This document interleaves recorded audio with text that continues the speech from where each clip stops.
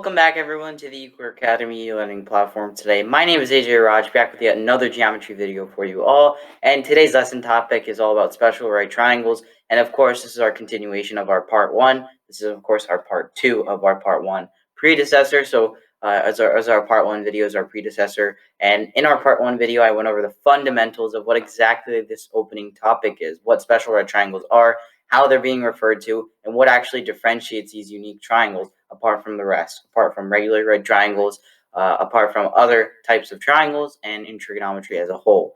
So today we're going to be looking at a bit more of a complexity with these right triangle theorems, and of course I'm going to be referring to some similar terms that are coined in my previous videos, so please make sure to watch that video before watching this one. Just so that you can stay on track and stay on course with this unit, as I've split it up in two different topics in this unit of trigonometry, just so that you guys can get the fullest of information and broken up so that you don't get confused. But before we jump into the meat of today's lesson, please make sure to smash that subscribe button, hit that like button down below, and of course, turn on post notifications by clicking that little bell icon right next to the subscribe button. Also, feel free to utilize the comment section down below if you want to add any of your comments, feedback, or just communications. Please feel free to leave it down there below. I'll also have our email link and communications up as well on the last slide of this PowerPoint, and it'll also be in the link in the description. So please feel free to utilize that comment section as well. It won't go unheard. Yeah, but our whole focus for our lesson on special right triangles part 2 is going to be similar to our part 1. It's going to be what are the properties of special right triangles, but instead of correlating them with the laws of oblique triangles, we're going to correlate them with more complex laws within right triangles, which is your trigonometric ratios. So we're going to look at these properties of these special right triangles. We're going to correlate them with trigonometric ratios. So without further ado, let's get right into it. Let's look at completing the angles of a triangle. Remember, completing the angles is different from completing a triangle. Completing a triangle is when you're going to complete the triangle, meaning all of its sides are going to be discovered for and accounted for in terms of an actual number or in terms of a variable. Variables are most likely not going to be common for a completed triangle, but in terms of that triangle, it can be accurate. It's when you discover all of its angle measures and all of its side lengths. But today we're just going to be completing the angles of your triangle. But of course, I'll also be showing you in the next slide how to actually utilize both angles and your given side lengths to use your trigonometric functions. And remember, trigonometric functions, you can utilize their given values to discover what the actual given side lengths are, and then its inverses to discover what your angles are. So let's go right. Let's discover what this slide is all about. So completing the angles. So we know that our two special types of triangles, right triangles, are going to be 30, 60, 90, and 45, 45, 90 triangles. Now these angles, these dash marks, are all representative of separation of angles within your given triangle. So 30, 60, 90, that's the makeup of one type of given right triangle. You can have a 30-degree angle, a 60-degree angle, and a 90-degree angle. 90-degree angle always going to be consistent with right triangles because, of course, that's what defines a right triangle. What's going to make it different.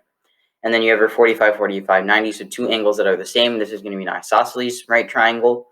Some more unique properties that already come with that, so that's why it's considered a special right triangle. And, of course, because it's a right triangle as well, that's why it's considered a special form of that. So 45, 45, 90, and 30, 60, 90 triangles. You only need one value of the cosine, sine, or tangent values of a 30, 60, 90 triangle or a 45, 45, 90 triangle to quickly find the other two values, whether or not that's a side length or if that's an angle measure. So think about it. If you have a 30, 60, 90 triangle, if you're given one side, you know the ratios of that side, what ratios it has, like root times root 3 or times 2 times root 3, and you can just multiply it out by your given value. And same thing with your 45, 45, 90. If you know one of your 45-degree angles, you know another angle is going to have to be 45 as well as the other angle being 90. And also you can complete the whole triangle with side lengths as well. Also, as stated in the previous video, there are constant relationships between the sine and cosine ratios for these triangles. Remember, cosine and sine, they're actually very intercorrelated when it comes to these values. So when it comes to your special right triangles, oh, sorry, there's a typo here. This is supposed to be a 0. Apologize. So that's 30. So when it comes to your right triangles as such, so your special right triangles, you have 1, root 2, 1. So that's your 45, 45, 90. That's your relationship. So both of these are going to be the same length because of an isosceles triangle.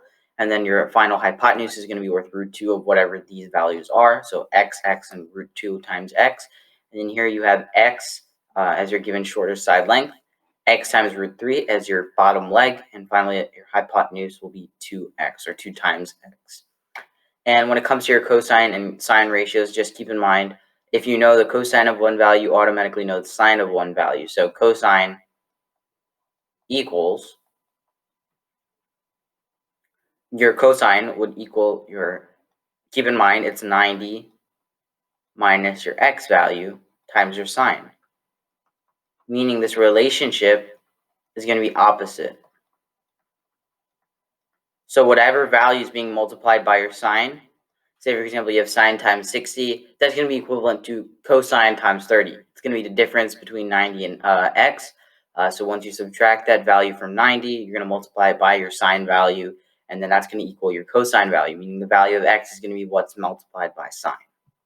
That's just a brief opening, and of course a quick refresher, so that now we can focus on trigonometric relationships, what we're really here for, in order to correlate angles and side lengths. And I will just put this out there. It's not very common that you'll be given a side length value, an angle measure value, because you would already have to know that these special right triangles have their given side angle measures. That's how you actually identify them. But of course, you have some items that are inferred afterwards, but you have to identify them as such. So that's not something that we're going to be calculating today. So let's look at 45, 45, 90 triangles. In a 45, 45, 90 triangle, sine of 45, which is one of your acute angles, remember, sine, any of your sine functions, any of your trigonometric functions, sine, tangent, or cosine is only going to apply to your given acute angle in a right triangle. So it's going to be one of two of your acute angles in your right triangle. And since 45 is going to be consistent measure that you're going to be plugging in for your 45, 45, 90 triangle, these answers are just going to be consistent for either acute angle. So sine of 45 equals your hypotenuse, opposite side over your hypotenuse, which in turn will equal root 2 over 2. That's the ratio. Just keep in mind. If you look at a given triangle, you know that you have your given side as x, and you have your given side as your other value as x here. And all you're doing is, since you know that sine of 45 equals your opposite over your hypotenuse, what you're basically doing is you're taking your opposite side and then dividing it by your hypotenuse side. And we know that it's going to be root 2 over 2. So that's your given value. And in a 45, 45, 90 triangle, cosine of 45 is going to be your given value of root 2 over 2. Because we know that 45, both side lengths are going to be of the same value. And then we know that cosine of 45 is still going to be root 2 over 2. And finally, for your tangent of 45 is going to be 1. And tangent of 45 is going to be 1. The truth for this is because when you're given 45, 45, 90 triangle, you're not going to have it in terms of x. It's just going to be 1x. It's going to be adjacent over opposite side. So it's going to be equal values. They're going to divide out to equal 1. Trigonometric relationships part 2. In a 30, 60, 90 triangle, sine of 30. Sine of 30 is going to equal 1/2, or 1 over 2. Keep in mind, it's your adjacent over hypotenuse, and we know that our hypotenuse is going to be twice the value of the shorter leg, which is represented of that sine of 30. So it's going to be 1 over 2, and then sine of 60 is going to be root 3 over 2. And there's a cool relationship with this amongst these different ratios. I'll show you what that is in this next bullet. So in a 30, 60, 90 triangle, the cosine of 30 will actually equal root 3 over 2. And the cosine of 60 is actually going to equal 1/2. So these values are basically being swapped. And keep in mind, think of why that's actually going to be the truth. I'm going to explain it to you now, but just think about it before I actually answer this. So I encourage you to pause this video and think about why that's the truth. Okay, hopefully you figured it out already. If not, I want to go through it. So if you think about our angle measures, think about it. We're looking at two different functions here, sine and cosine. And if you look at the values, they're actually direct opposites. And when they're derived opposites, they both add up to 90, but their values are being switched around. So you have sine of 30 is going to equal 1/2. Sine of 60 is going to equal root 3 over 2. Now, if we have sine of 60, what's the other remaining half? It's going to be your cosine of 30. So that means cosine of 30 is also going to equal root 3 over 2.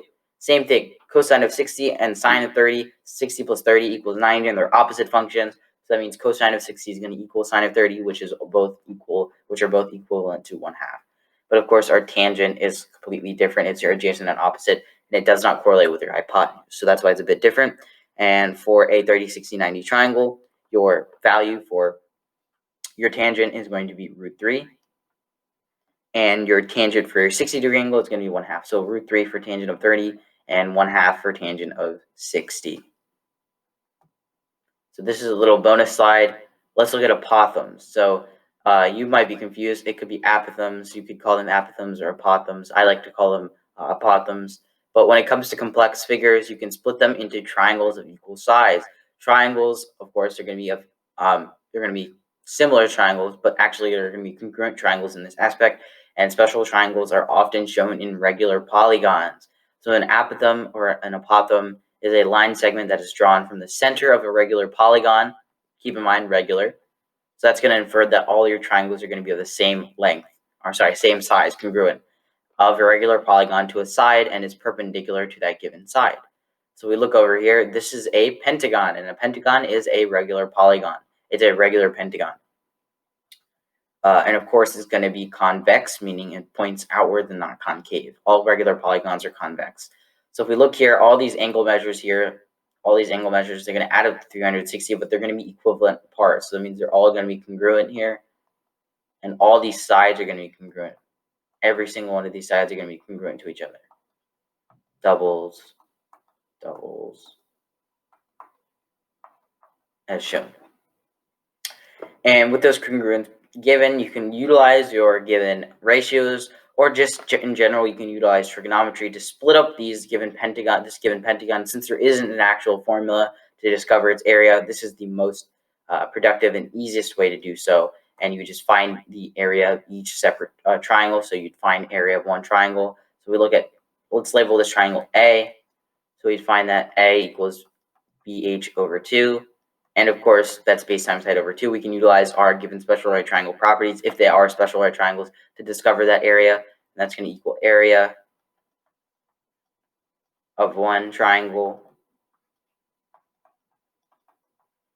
And then you'll just multiply this whole value by 5 to get your pentagon.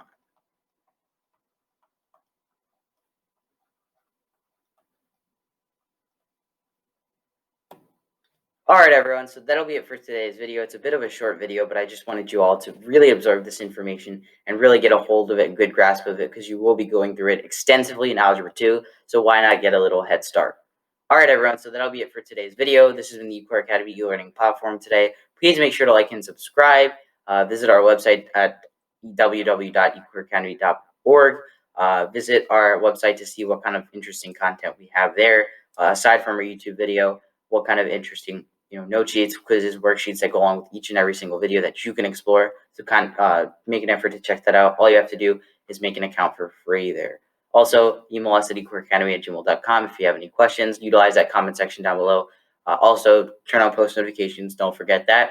And also visit our socials in the description box down below. Full links are there at Facebook, Twitter, and Instagram. See what kind of interesting content we have that are unique from our YouTube channel, and use those mediums to share all of our videos to those who might need it and those who might find them interesting. So once again, everyone, that'll be it for today's video.